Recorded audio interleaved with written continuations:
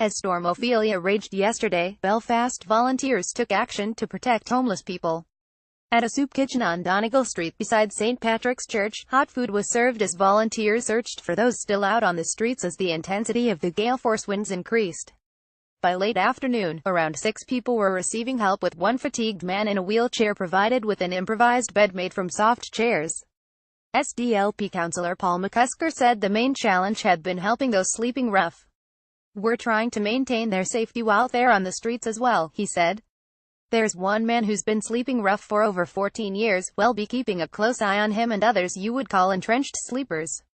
St. Patrick's Church Soup Kitchen remained open through the evening, with those in need of help provided with clothes and found shelter for the night.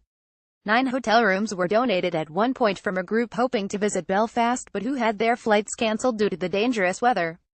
Volunteer Lenny Craig, 46, lives in Rosemount House on the Antrim Road, a shelter helping homeless people looking for permanent accommodation and with addiction issues.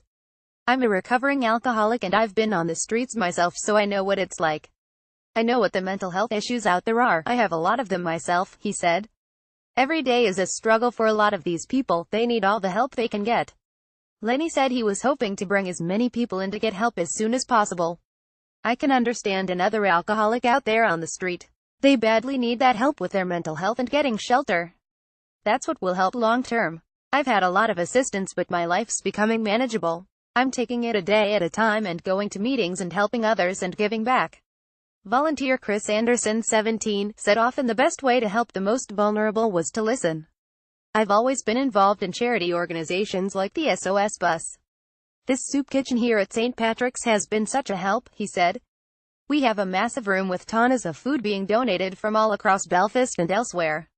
It'll be talking to people, listening to what their problems are and see if their needs are clothes, food, accommodation, or just to hear how they're coping." He added, "Sometimes people are afraid to come in. That's why people like Lenny are so important. With his experience he's able to help reassure them we're here to help and everyone's equal." Elsewhere across the city, the housing executive opened their Belfast regional office on Great Victoria Street to homeless people. In central Belfast, the Salvation Army's crash centre opened 7 hours early at 3 p.m. Emergency arrangements were also put in place to increase the number of crash beds at Anna's Gate for homeless people, while the Welcome Centre's drop-in facility at Townsend Street was prepared to stay open throughout the night. In Londonderry, the housing executive's waterside office remained open on Glendermott Road, while the Damien House Hostel at Foyle Road was on standby.